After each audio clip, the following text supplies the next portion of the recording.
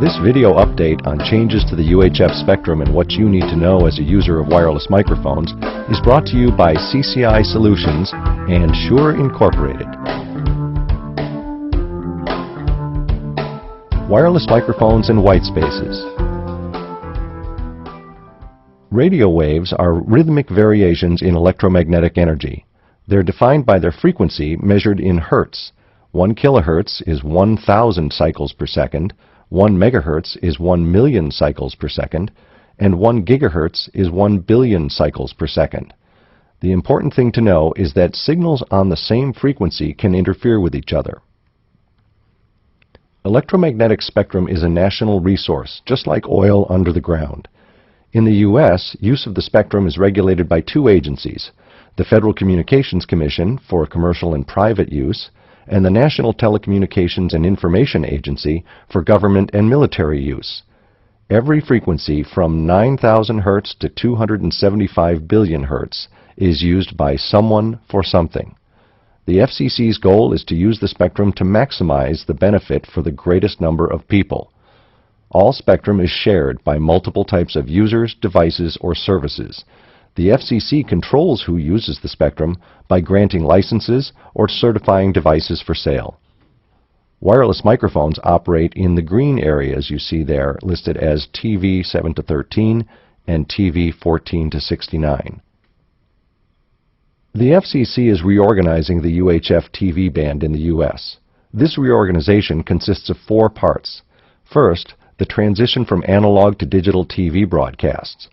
Next, the auction of spectrum to commercial licensees for new wireless services, the allocation of 2 sections of spectrum to public safety users for emergency communications, and then the proposal to make use of unoccupied TV channels or white space for wireless internet access by unlicensed consumer wireless devices. Analog TV broadcasts and DTV broadcasts each use a 6 MHz wide channel, but they use that spectrum differently. The important thing is that digital stations can occupy adjacent channels without interfering with each other.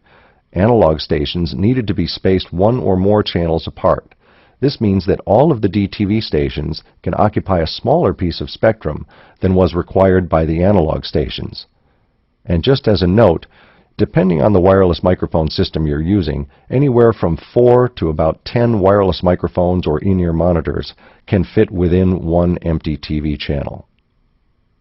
For the past few years, most TV stations have been broadcasting on 2 different channels, one in an analog format and one in a digital format. In February of 2009, most analog TV stations will stop broadcasting. From that point forward, consumers who wish to receive free over-the-air television will need to purchase a new digital television or purchase a digital-to-analog converter box. Roughly 15% of American households receive television over the air. In the UHF band, TV channels 14 to 69 have traditionally been reserved for TV stations from 470 to 806 MHz. After the transition to DTV is complete in 2009, DTV stations will all fit into channels 14 to 51. Channels 63 and 64 and 68 and 69 have been reallocated for public safety communications. The remaining spectrum above 698 MHz has been auctioned to commercial service providers for new wireless services. The FCC has not yet stated if or when wireless microphones and related devices will be required to vacate the auctioned spectrum.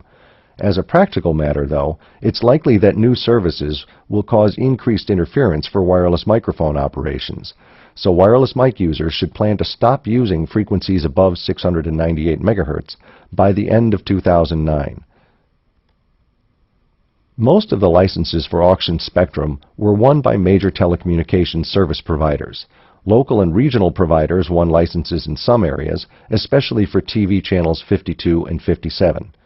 Qualcomm won nationwide licenses to channel 55 in an earlier auction and is already using that spectrum to provide video to mobile devices. This service is marketed as Verizon's VCast service and by Sprint as MediaFlow service in about 50 U.S. cities. It's interesting to note that the 2 D blocks in channel 62 and 67 were not purchased in the auction and will be re-auctioned at a later date. The white space between occupied TV channels is different in every city. Wireless microphones, in-ear monitors, wireless intercom systems, and other professional wireless audio-video equipment has operated on these channels for many years.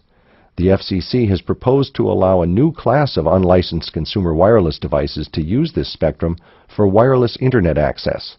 Some devices would be fixed transceivers that allow rural homes to get Internet access from a tower located several miles away. Other devices would be portable, like mobile phones, laptop Internet access cards, and similar products. The white space debate has shaped up with three major factions all addressing the FCC. The White Space Coalition consists of companies like Hewlett-Packard, Dell, Google, and Microsoft, who all will manufacture devices that use this spectrum or provide services in that spectrum. The broadcast community is also interested in the debate, and that consists of the National Association of Broadcasters as well as the major broadcast networks. Then the Microphone Interest Coalition consists of wireless microphone manufacturers like Shure and others, as well as major industries that use wireless microphones, such as the NFL and other sports leagues, ESPN, the Walt Disney Company, the Broadway Theater League, Cirque du Soleil, as well as major religious organizations that use wireless microphones as part of their presentations.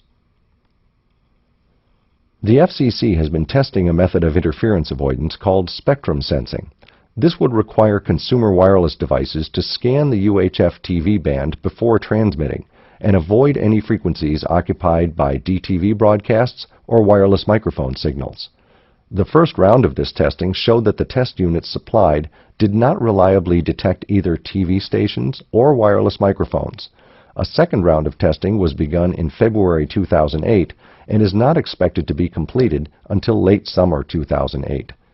The testing so far has shown that it is most difficult to detect a wireless microphone signal, which has a typical power level of less than 1/10 of a watt, when it is on a TV channel that is adjacent to an occupied TV channel, which may have a typical power level of anywhere from 100,000 watts to 1 million watts. Many people have asked, what about moving wireless microphones to other operating frequency bands? The important thing to note is that there are no other empty frequency bands in the spectrum. All of the other spectrum that's available for wireless microphone use is already being heavily used in most cases by consumer wireless devices of other types.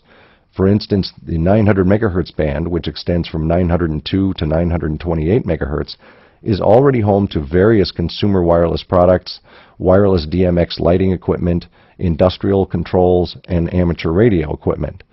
The popular 2.4 GHz band is already used for Wi-Fi service, wireless hotspots in hotels and offices and convention centers, Bluetooth wireless accessories for cellular phones, and again, wireless DMX lighting equipment on stages. There is one small slice of spectrum from 944 MHz to 952 MHz that is used for radio station studio transmitter links, where the signal goes from a radio station studio on top of a building to a transmitter located on a mountaintop some miles away. Because these signals are very, very narrow beam point-to-point signals, it's possible to also use those frequencies for wireless mic operation. So wireless microphone users have a number of things that they need to do. First of all, they need to identify their local active TV channels, especially any that are going to change after the DTV transition in February of 2009. Second, take inventory of your gear. You need to know the manufacturer, the model, and the frequency in megahertz of each wireless system that you use. Then compare it to the active TV channel picture to figure out which systems will become obsolete or which may experience interference. Retune or retire systems in the 700 MHz public safety spectrum now. Wireless microphone users need to be very careful that they don't cause interference for critical emergency communications. And because the use of that spectrum can come up only in emergencies, you need to be prepared to move out of that spectrum in advance of it being used. Finally, retune or retire systems in the auction spectrum by whatever date the FCC announces. They haven't announced yet when that deadline for transition is, but we anticipate in the next few months we'll see some announcement on that issue. For more information about white spaces, you can check the Shure website at www.shure.com/whitespaces. If you'd like to monitor the FCC's proceedings on this issue, go to this web address and you can follow all of the formal filings and technical papers and announcements relating to the white spaces issue.